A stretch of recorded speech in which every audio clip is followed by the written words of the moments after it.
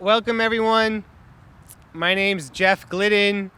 I work with the Violence Recovery Program at Fenway Health, and I'm also the president of the Greater Fall River Domestic Violence Coalition. I want to thank everyone for being here today to mark Domestic Violence Awareness Month here in 2021. Thank you especially to all of our coalition members and also to the mayor and the DA for being here today. That means a lot.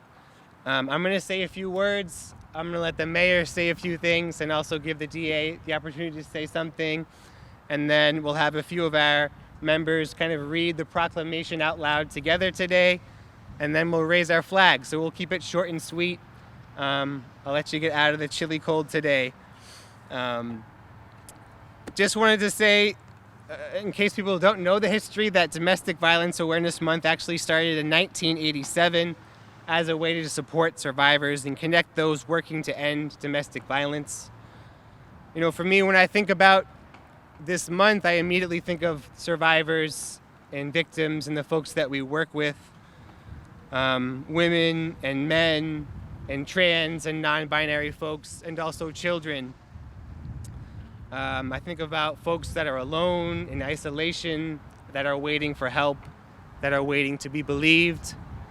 But I also think about so many survivors and their strength, their willpower, their ability to persevere and to love themselves and others. And we're here today because of all of you, and we see you, and we believe you. And I also want to say I think of survivors, but also all the awesome folks in this community that are doing this work to end domestic violence. And we're also here because of you.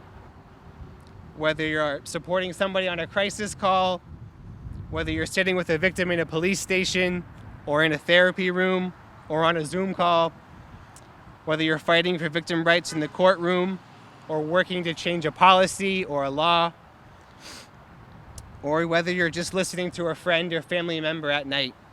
It matters, and we appreciate all of you. Now, the Greater Fall River Domestic Violence Coalition actually started in 1994, so a little while back. And it's a partnership of community organizations, survivors, and allies working to achieve a community free of violence.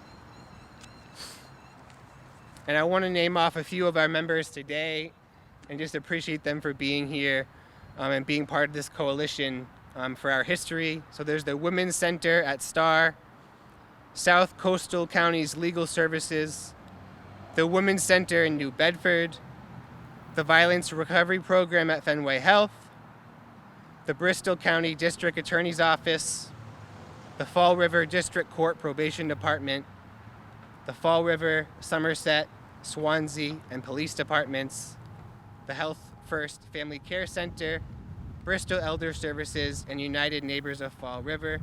Thank you to all of you and the work that you do.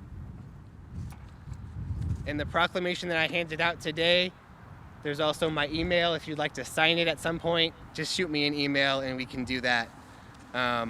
Again, I'm going to turn it over quickly to the mayor if you have any words you'd like to say, and then to the DA. I just want to thank everyone for coming out today for this very serious issue. The coalition does a great job trying to make Fall River a better place for everyone to live and much safer, and I appreciate all their efforts. We'll get moving on this ceremony, and I have a little bit more to say in a little bit. Thanks, Jeff. Thank you, Mayor Coogan. Would you like to say anything?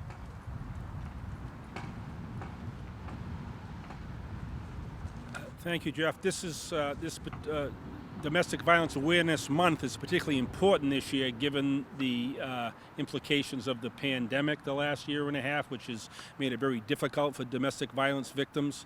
This has been a priority of mine, prosecuting domestic violence victims, trying to keep vulnerable victims safe, including children and women, anybody impacted by domestic violence. So we will continue to make it a priority. It can't be successful or make a difference without the work of partnerships of many of the people here today. So I want to thank you for your efforts, and particularly important this month with the isolation that people have felt.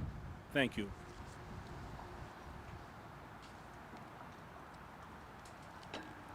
Thank you both so much for those words.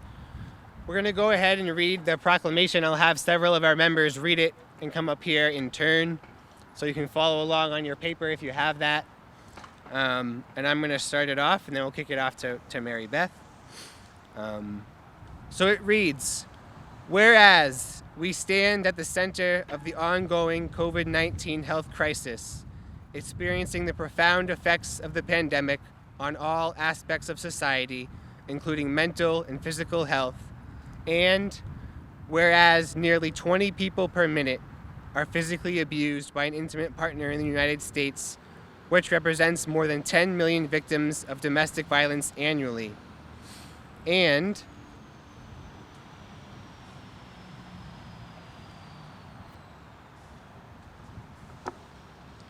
whereas during the first 2 months of the COVID-19 pandemic, state-mandated lockdowns, domestic violence calls for service increased by 9.7%, increasing the already high number of domestic violence service calls across the United States by an additional 1,330 calls per day. And whereas incidents of domestic violence increased 8.1% after pandemic-related lockdown orders, suggesting that orders, while intended to help stop the spread of the virus, were associated with increased adverse outcomes for child abuse and domestic violence. And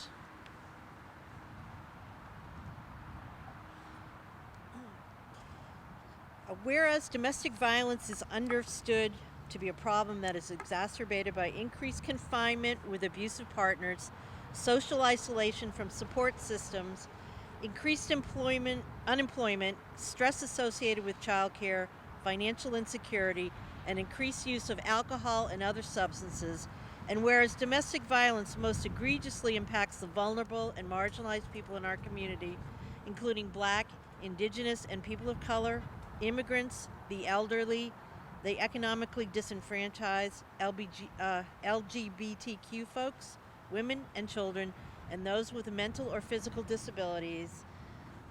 And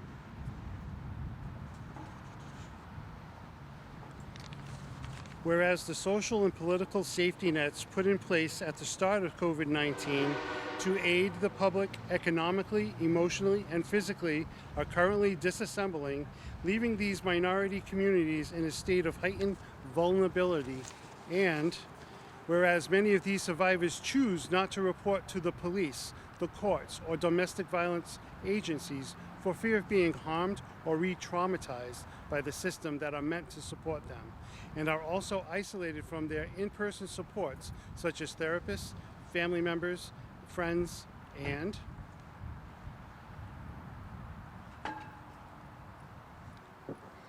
whereas we recognize that a coordinated community effort can prevent and abate the pattern of domestic violence, and that all our citizens deserve to live in a city that is dedicated to their well-being and safety, and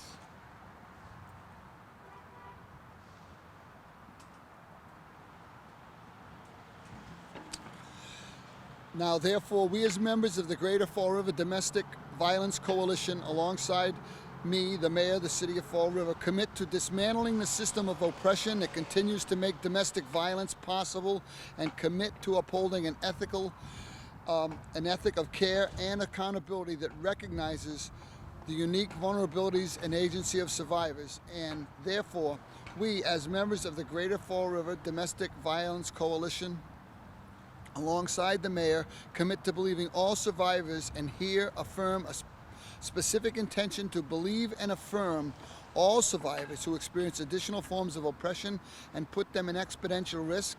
And therefore, we as members of the Greater Fall River Domestic Violence Coalition, alongside the mayor of Fall River, commit to addressing the unique problems that arise for survivors due to the COVID pandemic through improving the systems that provide assistance for all survivors, and recognize the importance of our collective action in achieving the change. Therefore, we the member organizations of the Greater Fall River Domestic Violence Coalition, alongside the Mayor of the City of Fall River, do hereby proclaim October 2021 as Domestic Violence Awareness Month, reaffirming our collective commitment to end domestic violence. Witnessed by my hand, the official seal, and the Mayor of Fall River.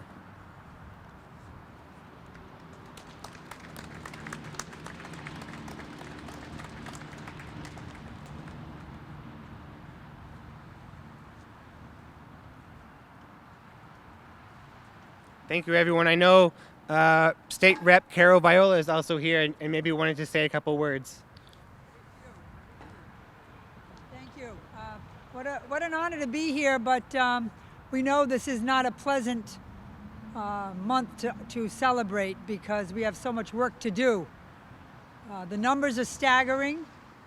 The work is immense, and I really want to just thank all of the organizations, the Violence Recovery Program, Katie Brown Educational Program, the Women's Center at STAR, South Coast County's Legal Services, and all the agencies that work so hard to get through and communicate to those who need to reach out and are afraid to, or emotionally unable to, or can't really identify where these resources are.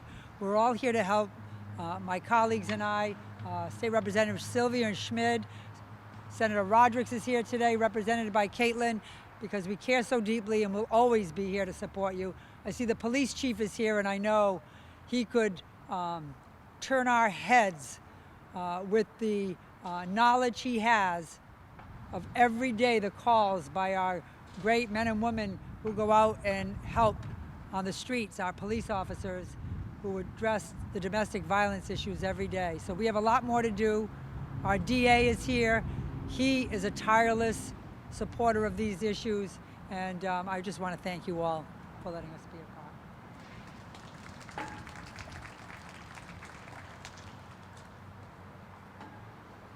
Thank you all so much for those words and for being here today. I'm going to do my best to raise the flag.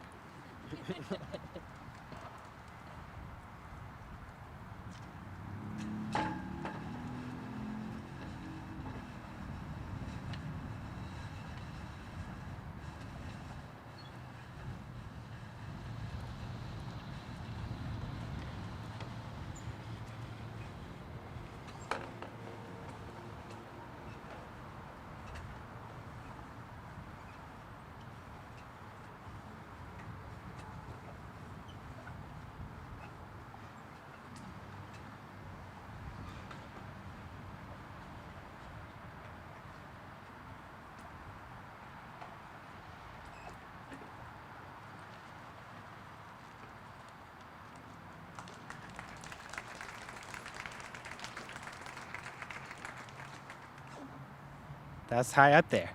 Thank you all so much. I appreciate this. The work is important this month, but it's important every month and every day. And I appreciate all that you do. And thank you for being here.